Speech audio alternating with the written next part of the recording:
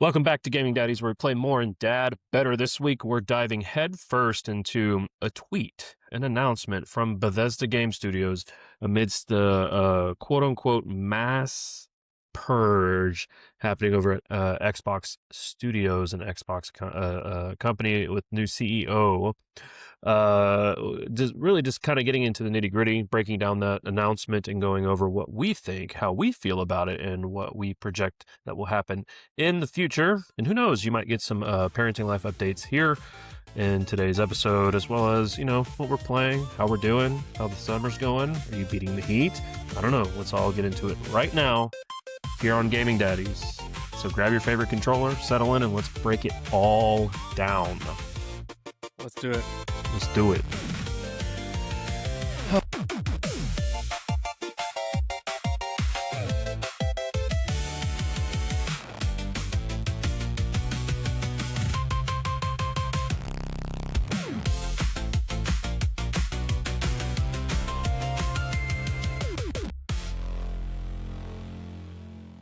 Oh, well, we are done with summer, so we went back to work last week. It's been hot. It's hot. So It's terrible. yeah, but it's Some okay. might say dog days. Yeah, something like that. Yeah, it's pretty bad. It's the heat's awful. If you have anything you really want to do, you really need to do it in the morning or in the evening. In the evening, you get ate up by mosquitoes. At least that's been my experience so far. Yeah, that's not really an issue around here. We have mosquitoes, but they don't really exist. It's not like rice-filled mosquitoes. It's not like Northeast Arkansas or Texarkana mosquitoes. I love how it's Or just relegated to the corners. Yep, Yeah. wetlands.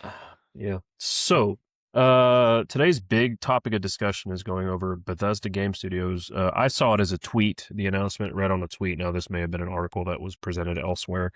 But a tweet that was released by Bethesda Game Studios. If you've been living under a rock or don't really follow gaming news quite often, more than just once every couple of weeks or so, you may have heard that Xbox now has a new CEO.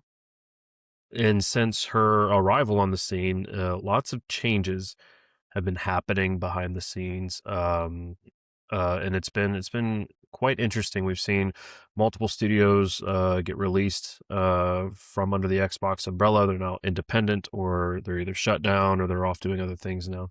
And most recently, that brings us to now. Within the past few days, Bethesda has released a tweet news regarding where they're standing right now and what's currently going on and kind of what's coming up down the pipeline. So kind of a peek behind the scenes, I guess, is what you could call that. So, of course, we're not the first ones to cover this. And of course, other more popular gaming sites and gaming news sites have already been discussing this. So we might reference some of their thoughts as we go along today. But today we're going to break it down and we're going to give our personal views on it and what this might mean in the future. Yeah. So, where do we begin? Well, let's start Let's about see. the let's talk about the elephant in the room. Starfield. Obviously, that's the game that everybody is most worried about. They did say that they are going to continue work on Starfield. So I know that's a big sigh of relief from everybody, all of us Starfield fans out there. So yeah, That's crazy. So whatever. So I don't know if you can see it on your screen, but I have the tweet in question here from Bethesda pulled up. You can also find it on Bethesda's website. Oh yeah, you can also see it on Bethesda, but here we are.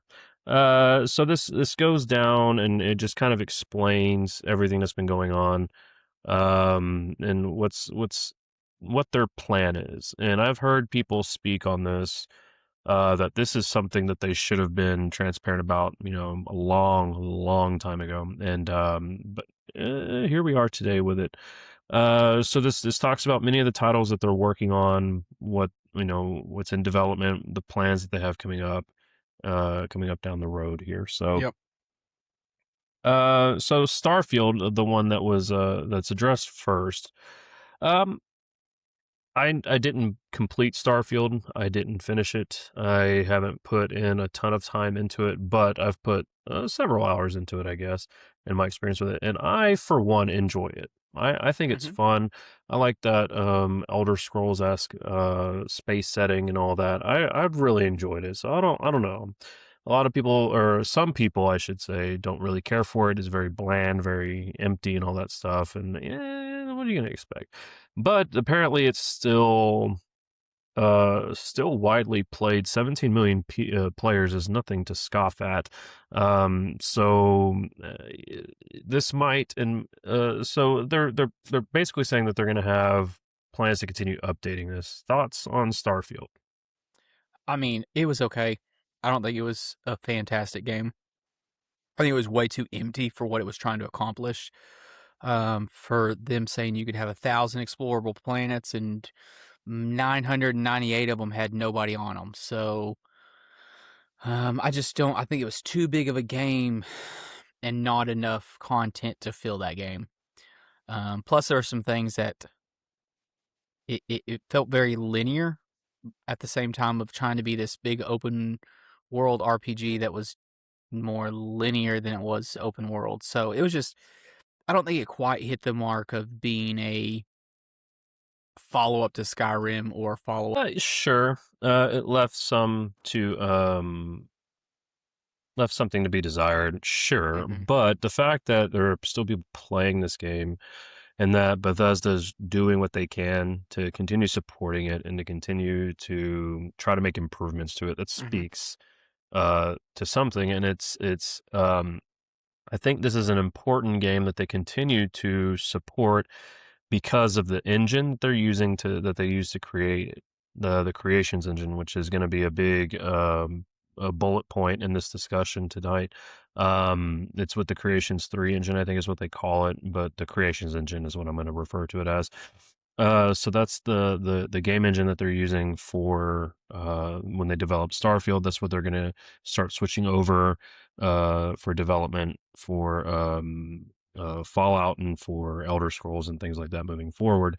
And why that's important is I don't know much about it, but I do, from what little research I have done or what news I have heard about it, is that the Creations engine is a tool that allows multiple developers to use it at once, so they can work on multiple games at once, and it's all kind of like integrated, so they can jump from thing to thing as they're So, moving along in the process. so Chris, is just as a reference, this is the third iteration of the Creation Engine. Creation Engine has actually been around since the original Fallout 4 and Skyrim. That's when Creation Engine 1 was out. So Hmm. Skyrim actually was the start of the Creation Engine. Um, and they've just been kind of growing the creation from then. That's why like all these games look the same. It's because Hmm. they all have used this engine. But anyway, this is the newest iteration that they've kind of cleaned up during Starfield. Hmm. So anyway, Um, yeah, so that's the gist of that. But I'm excited that they're continuing to support this game. I think that's important. So it was not the success, the critical success they're expecting it to be, and that's fine. You're gonna have swings, you're gonna have misses, you're gonna have hits, home runs, whatever. But I mean, like, yeah, um, I'm hoping that this kind of gets the No Man's Sky treatment as it progresses down its life cycle, where it's going to get these major improvements and updates that just completely change the game and kind of up the quality of it. Again, I wasn't one that really had any gripes or concerns about it, but the fact that they're continuing to pour time and energy and effort into this makes me hopeful that they can take care of that already. So yeah, that's Starfield. So I'm interested to see where this goes in the future. So yeah, the next little bullet point that they have here is a title created by players, and I guess that this is more like for the modding community. yeah. I Um, mean, we've all seen the creation mods and stuff like that, and the creators kit, and that was their biggest push in the most latest Skyrim update. Was giving creation content as well as giving access to tools for creation content and mod content. So that's kind of where this bullet point is going, is that they're going to support this a lot more and provide more tools and resources for that. But I find it interesting that they did. Apparently, people that are doing the modding have made more than $10 million in royalties. That's interesting. That's great. I mean, I'm not one for mods myself personally. I like playing the vanilla base game as it was intended. But I think that it's cool that this is a thing that they can do. They can really get in there and mod their games and different things like that. And I want to say that this is multi-layered, that by allowing this type of thing to happen, these modding programs to happen like this, it's also kind of a way for Bethesda to kind of scout, people that are involved in this, and maybe Sure. if they're popping off well enough, or if they're doing well enough creatively, then they may get a call from Bethesda and, get hired onto the team. So if that's the case, I don't know if that's ever happened since the modding thing has started with Bethesda, but if that's what's happening, I think that's a really cool way to allow people to engage with the game in a different way, to create Hmm. mods that can then be passed around to other people. And who knows, it may be like an indirect job interview. So I think that's cool. I think I'm all for that. Yeah, I like using mods for my second playthrough. I'm like you. I want to play the game as intended for my first Hmm. playthrough, but then I don't like playing the exact same game again. Hmm. So I like, throwing some mods on there, because then it feels almost like a completely new game. Change the visual fidelity, change the characters, change access to equipment, or change crafting abilities or whatever. If you haven't started off with an explosive sniper rifle, then what are you doing with your life? You know what I'm saying? So again, I do play the game as intended the first playthrough, and then the second time, third time, fifth time, I like going into the mods and seeing what's new. Keeps it fresh. Yep. So that's really cool. Keep that up, and I'm glad they're continuing to support that community, because that's a large fan base there. So that keeps Oh yeah. their other titles, their older titles, relevant. So there you go. So moving on, we now get into into one of their major franchises, and that's Fallout. Hmm. So TLDR, what is the future of Fallout? Well, so we all know that Fallout 5 is kind of the long-term game plan. We've all been wanting Fallout 5 since Fallout 4 ended. And then when we got our major announcement that a new Fallout game was coming, and we were like, man, the only thing Fallout is missing is multiplayer. And they said, this new Fallout game will have multiplayer. And me and you, Chris, we were sitting there watching E3 when they announced this. And we were Hmm. so excited Hmm. for this Fallout 5 with multiplayer. And then it became Fallout 76. Hmm. So Fallout 5 is coming, but not for a while. But they did say they're going to continue to do Fallout 76. Again, apparently people like playing Fallout 76. I'm still jaded from when it came out. I've got a bad taste in my mouth, so I won't be playing it. Hmm. Um, but they are also still supporting Fallout 4. And then the biggest announcement from this whole Fallout thing is that they are going to be doing remasters for Fallout 3 and Fallout New Vegas, which, if you Hmm. try to go back and play those games, oof, they did not age well. Still great games, but man, they are tough to play after playing Fallout 4. Hmm. So definitely love to see the remasters happening. Absolutely. Fallout is such an important franchise just in gaming history. 30 years next year, I think, is what we're looking at here. Since 97 with the first one. Very, very, very, very, very impactful franchise. I mean, I'm not too big of being an MMO player per se. I've Mm-hmm. played a little bit of Fallout 76. I didn't mind it too much. It was fun for what little bit I played. So I mean, with these constant updates and all this stuff, like there's evidently a fan base there. So again, Sure. if you have the fan base, keep supporting them, keep showing that that game is important. Don't just ditch the game altogether. So I'm glad to see that they're doing that. And so this kind of ebbs and flows across multiple topics, but their next that Raven Rock expansion is the prequel to Fallout 3. So some other news sites have been speculating that that prequel expansion is going to release, and then not too long after that, it's going to lead into the Fallout 3 remaster, which is great. That's good synergy if that happens, and I think that that's probably what they're teeing up. So release the prequel story and then release the remaster of Fallout 3, and that's awesome. Um, Fallout 4, one of the best games I've ever played. It certainly deserves every accolade that it receives. 10 years, that's crazy. Um, since that title was released, and it's just still so much fun. That's like the new Skyrim, or it'll probably end up being the new Skyrim. There, you get different remasters and re-releases and stuff, and before you get the next major one. I really enjoy that the remaster for 3 and for New Vegas is actually happening, and that it is coming.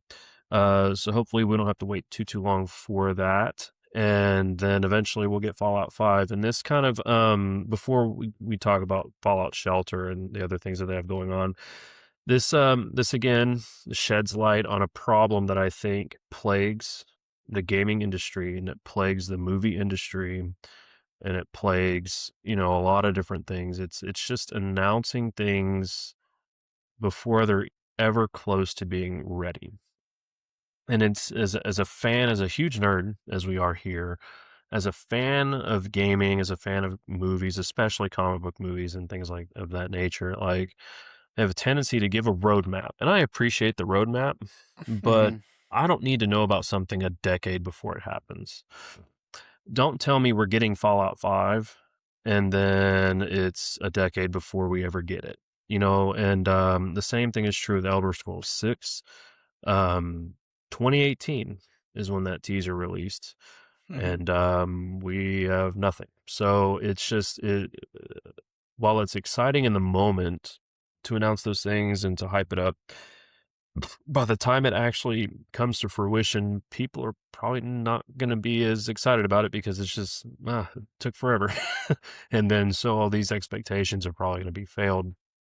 So I just wish gaming studios would just stop with it. If your game is ready to release within a year or 2 or 3 years, I should say, go for it. Announce it. Just make sure you can get it done or get it out in that time period. It's just it's an annoyance. It's a small annoyance, but it's an annoyance.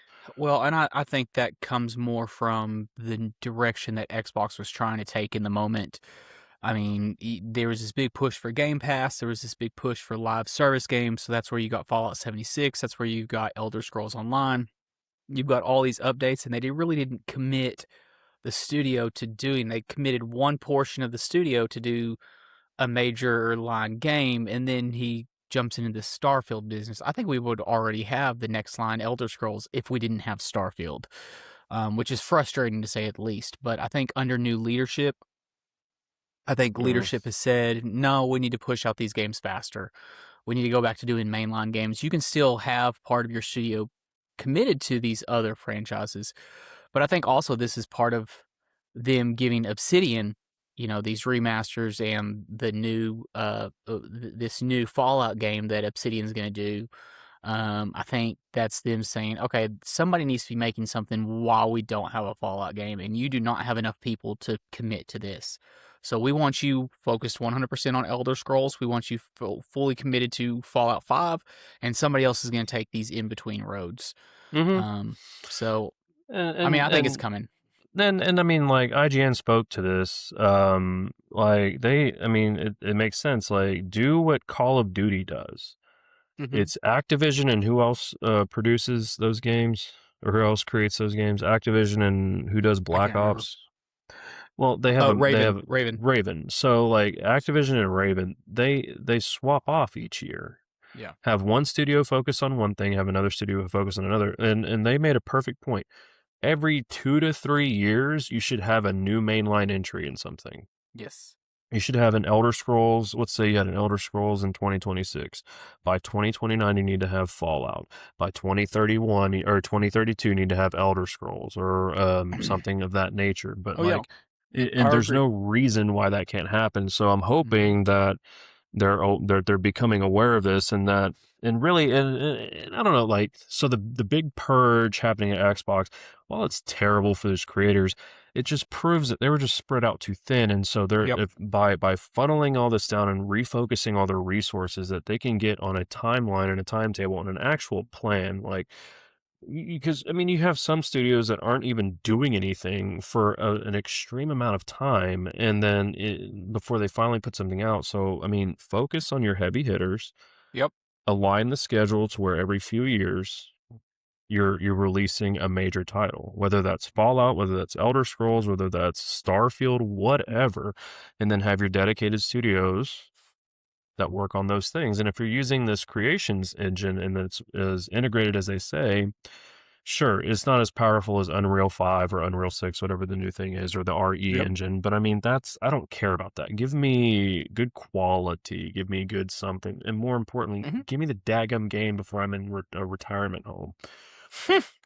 So I hope that they get that synchronized and they get those things figured out there. But it's frustrating to know something is in development and then you go so long. It's just like they're like Yeah. reinventing the wheel almost. Just come on.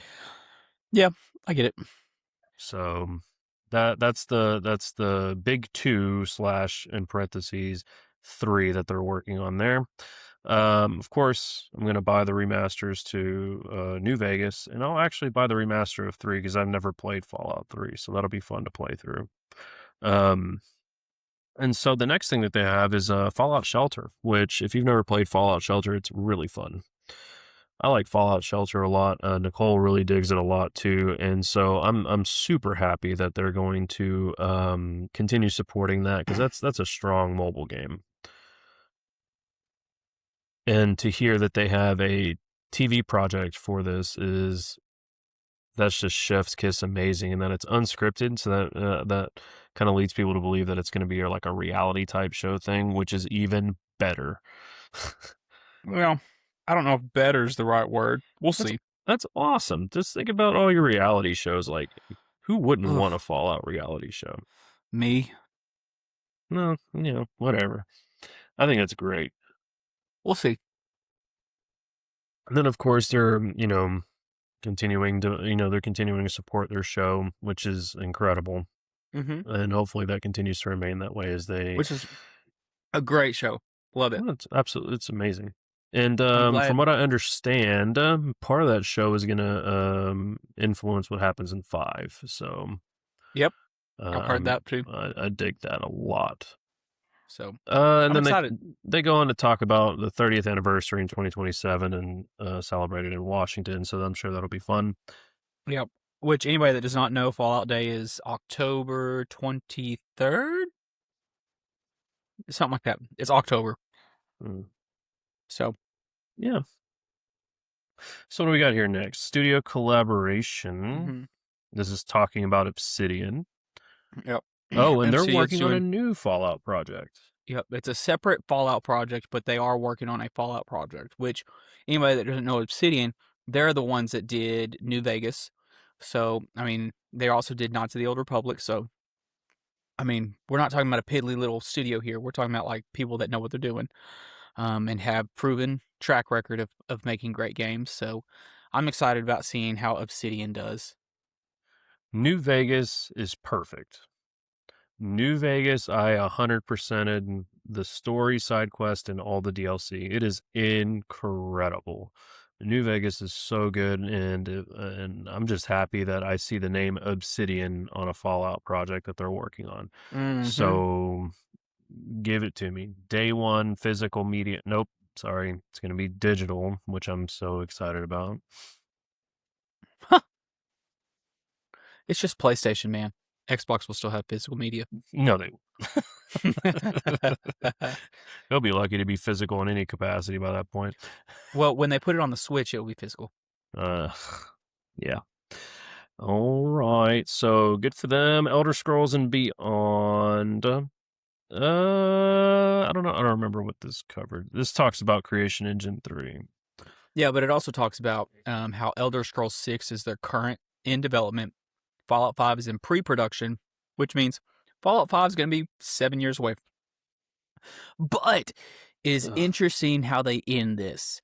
They say, first off, 65 million copies sold of Skyrim, and there are still people exploring Skyrim 15 years later. But we also know that it's been a very long wait for the sequel. So they recognize that people have been waiting forever.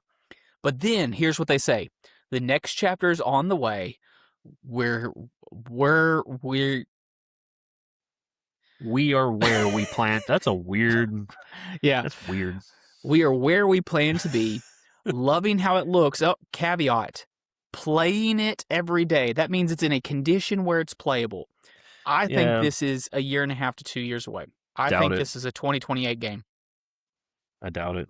I think it is. Let's put money on it. Playing it every day doesn't really mean anything to me because they could be playing a very, very rough looking build of it. No. Like pre-alpha build of it. Yes, but also when they finish Starfield, when did they finish Starfield? I don't know. 2023? Something like that. He said immediately after Starfield, they went into pre-production for Elder Scrolls 6. So that means that this will be 5 years. So I think 2028. I hope. Look. Even better, make it 2027, and I'm happy. Nope. You know what? Nope. Do all that, but It's too soon. You gave me a teaser in 2018. And we're 8 years later, and it'll release at the beans. 10-year anniversary of the trailer. Stupid. We'll see. If you work in the entertainment industry, quit announcing crap before they're ready. Just stop it. I would rather not know about it. No, they don't. They don't have to do any. Yes, they do. Yes, they do. Chris, that's how business works. You have to announce what you're making. Not 10 years in advance. Yes, you can't. Okay, you can't just have people show up to the restaurant and go, look, I have a brand new dish. No, you have to get people excited about the dish so they actually show up to the restaurant. Moving on. The road ahead. Okay, so they're just excited about what's coming. So good for them. That's awesome. Bethesda's being very transparent, which is good. Mm-hmm. The CEO of Xbox is being transparent, which is good. Sure, there's casualties from this and that people are being let go and, things are happening and restructuring is clearly going on. But they were trying to do way too much. Yes. They were trying to make everything an Xbox, and it's just that plan clearly didn't work. So nope. I'm sure these other studios will find homes to go and work with, or they'll become independent and be successful in their own way. But I'm hoping Xbox needs this restructuring to succeed in order for them to be the juggernauts that they once were. I mean, that's just there's no way around that. Agreed. So overall hopes for Bethesda as we go into the future. What are my overall hopes? Mm-hmm. I mean, I think they're on the right path. I think timeline for me, I would like to see the new Elder Scrolls 6 game come out within the next 2 to 3 years. I think these remasters need to happen within the next 3 years. Or even boom, do a remaster in 3 years, do another remaster 2 years later. That's fine. And I think Fallout 5 needs to come out by 2035. God, so long away. That's how long it takes to make these games now, man. Wait. That's too long. It's too long. Games shouldn't take a decade to make. Well, everybody wants a big open world game with 30,000 things to do and 6,000 voice characters, and then everybody have new lines of dialogue, and then everybody complain about it when it launches. So I mean, yep. So I mean, you can't have it all, or you get these streamlined here's the problem with your Call of Duty happening your 3-year rotation for Call of Duty. Number one, the campaigns are getting shorter and shorter. And they're very streamlined. They're straight line paths. It's just a bunch of AI enemies thrown at you. They're not very well thought out. At this point, they've used almost all of their ideas, and they just kind of stream together an idea as quickly as they can. and they focus a lot of their stuff on stuff that's already made. Like, here's Warzone. We've now added a new box to this corner of the map. It's new, promise. The whole game's new. Plus, we also made shipment look a little better. Do we need each game that's released to try to reinvent the industry, though? I mean, is that really what we need? Do I need a Fallout 5 that is completely new and inventive and that's something completely different than Fallout 4? No. No, but I want it to look Take better what you than did in Fallout 4. 4 and put it in Fallout 5 and just give me a No. good story with it. I want it to look better because Fallout 4 came out on the, PlayStation 4? Mm-hmm. So I want a PlayStation 5 game. I want it to look better. I want it to look like a next-gen game. I don't want it to... Why did I buy a PlayStation 5 if you're going to give me a PlayStation 4 game? I don't know. I just Look, if I'm going to play this game for the next 10 years, I want it to look great. I want it to be a Skyrim of its generation. I don't want it to be Skyrim. I want it to be how I felt about Skyrim when Skyrim came out. That's what I want Elder Scrolls 6 to be for the PS5. I mean, I get it. I mean, I'm with you on that, but at the same time, I don't want to wait a decade for another game in a series. Like it, if you have the tools that you say that you have, if you have the engine, the creative engine that you have, I mean, I don't know. I don't personally. I don't need a 6-figure, developed game to look like I'm actually there in order to enjoy it. I mean, I don't know. I'm of the I don't know. I'm okay with it as long as what we get is really high quality. I think it should have taken 10 years? No, I think 7 years is okay. I think 10 years is pushing it, but I think that us getting a major AAA game within 3 years is not possible. I think they're going to be smaller. I think they're not going to be as packed. I think they're going to be a lot more limited in what they can do unless they take 5 to 7 years to create it.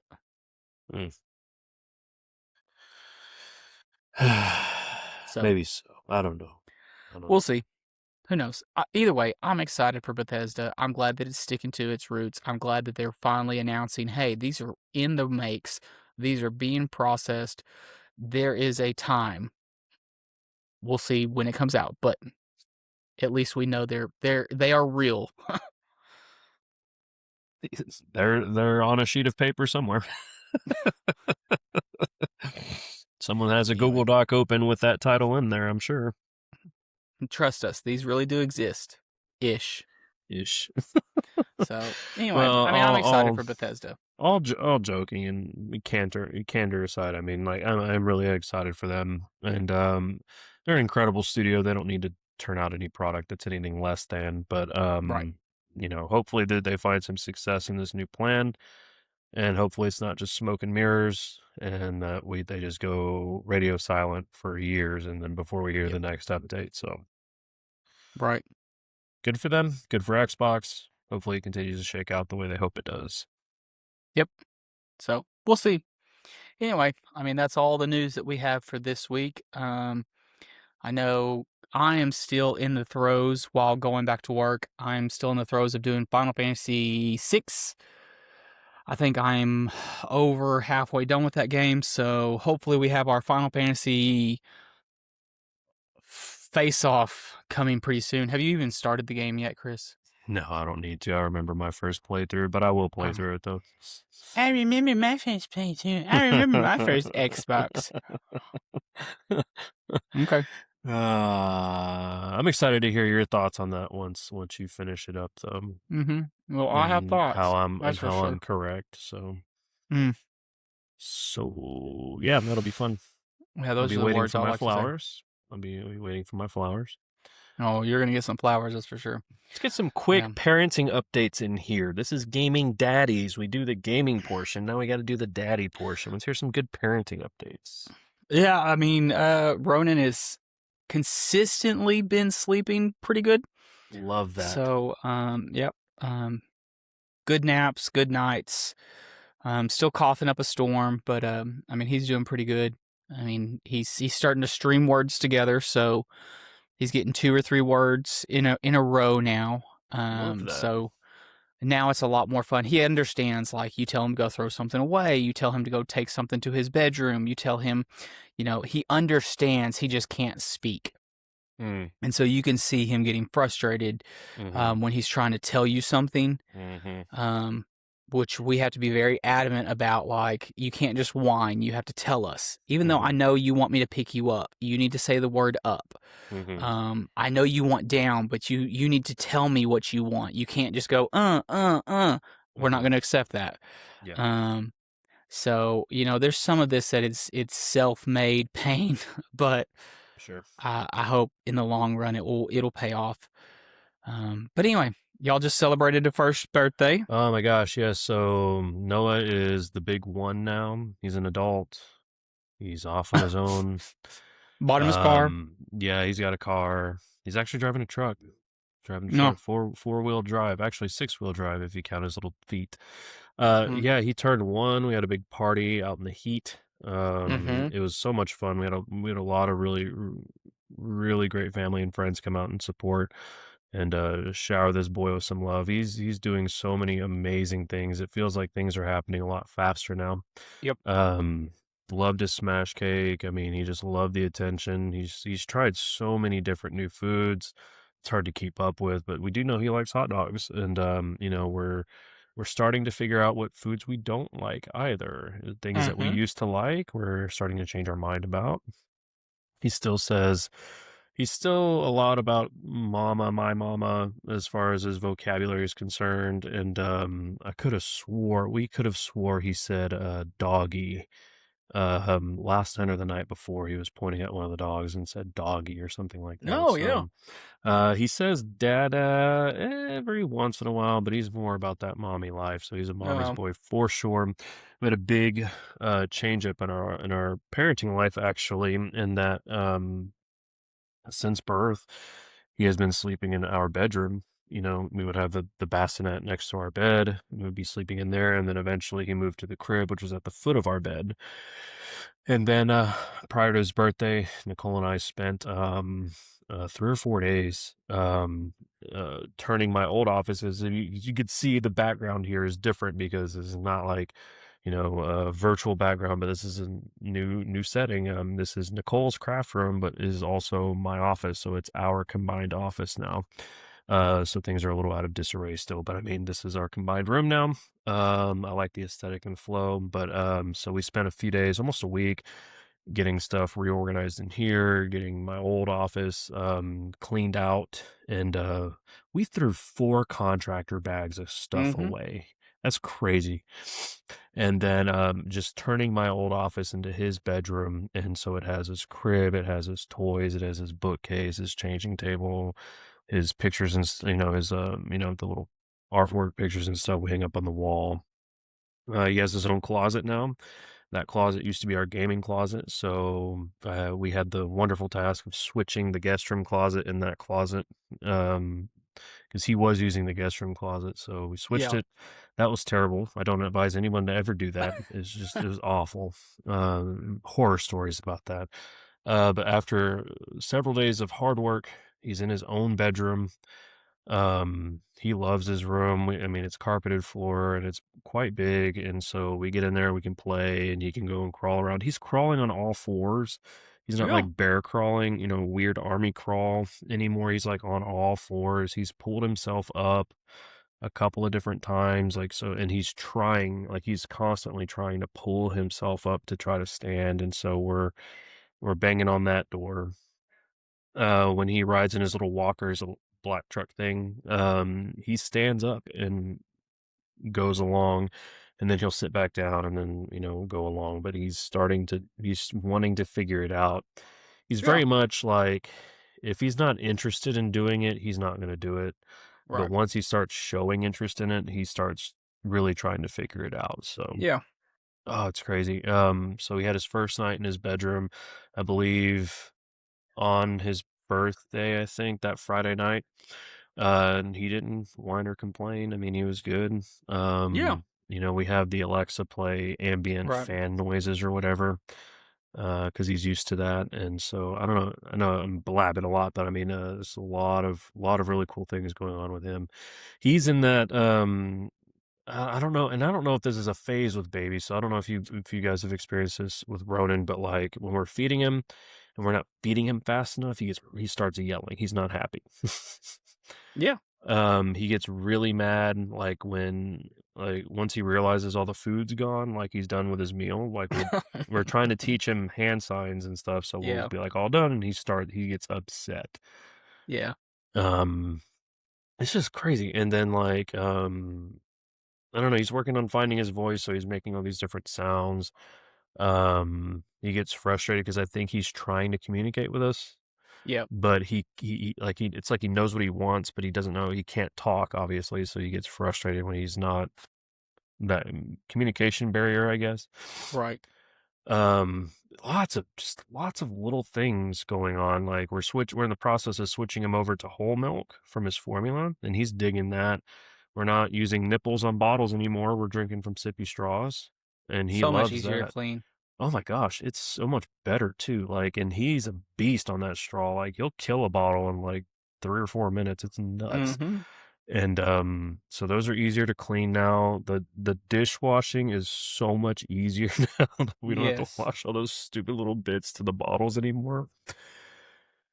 It's fun times. It's fun Oh times being yeah. a parent. So Yep. We're in interesting territory, so very, very interesting territory. So we're going to ABA this week, our annual convention for our profession, and so he's coming up with us. So he'll be excited to see everybody. He's such a social butterfly. It's disgusting. He's such like his mother. He just loves the attention and all the people. So, yeah. So he's yeah. doing good, and he's sleeping right now. But Yeah, we're leaving Ronan with the grandparents and the cousins. So yeah, anyway, yep. Exciting times ahead. yes, So sir. all right. Well, if you haven't had a chance, check out our live playthrough that we've been doing with some Diablo stuff. We're about to get on here in a little bit and play a little bit more Diablo. But we've been doing that live, and we've been kind of getting OBS going and trying to make that a little bit better of a process. It's been kind of sketchy, I'm not going to lie. So I think we finally got all the kinks worked out. So we're going to find out this week, here in a little bit, actually, how well this goes. And hopefully the stream will be a little bit better. It'll actually stay live, won't buffer as long, and it'll actually be really decent quality. So It's part of them. I did a growing pains. test. I did a test last week, and once I got all the bugs worked out, I was like, "This is it. These are the settings." There you So go. anyway, we're also going to see if Jay's going to jump on here in a little bit. He's been busy with family stuff. So, but we're going to, if Jay does get on, then we're going to power level him for the first time ever, and we're going to let him see the exciting, fun, enjoyable portion of Diablo where you just go from level 1 to 70 in 2 minutes. Yes, So, bringing back the Diablo 3 days. I love that. and then we'll level up my alt character for the 15th time. So anyway, if you want to join us over there, just look for the live symbol or go check out our previous lives, so you can kind of see the fun that we were having, because Yes. we do enjoy having some games. And maybe one day Chris will actually finally play with us, because he has not joined us for a live yet. Oh my gosh. Look, go on the YouTube channel, turn on the notifications, click the bell. That way you know when we post videos and content, when we go live. It's that simple. Yep. So anyway, thanks for hanging out with us on today's episode of Gaming Daddies. Don't forget you can catch the audio version of the podcast on Spotify, Apple Podcasts, or wherever you get your podcasts. And if you want the full video version, head over to youtube.com/Gaming Daddies to join the fun. If you'd like to support the show and take us to the next level, consider joining our Patreon at patreon.com/Gaming Daddies. Big shout out to our amazing supporters, Sean Donahue and Clay Taylor. Trust us, we need more money. So you keep us going. We couldn't do it without you. Until next time, our gaming setups are weak. Chris had to go back to a crafting room because we did not get enough support on Patreon. So until next time, this has been Gaming Daddies, and we'll see you in the game. Peace out.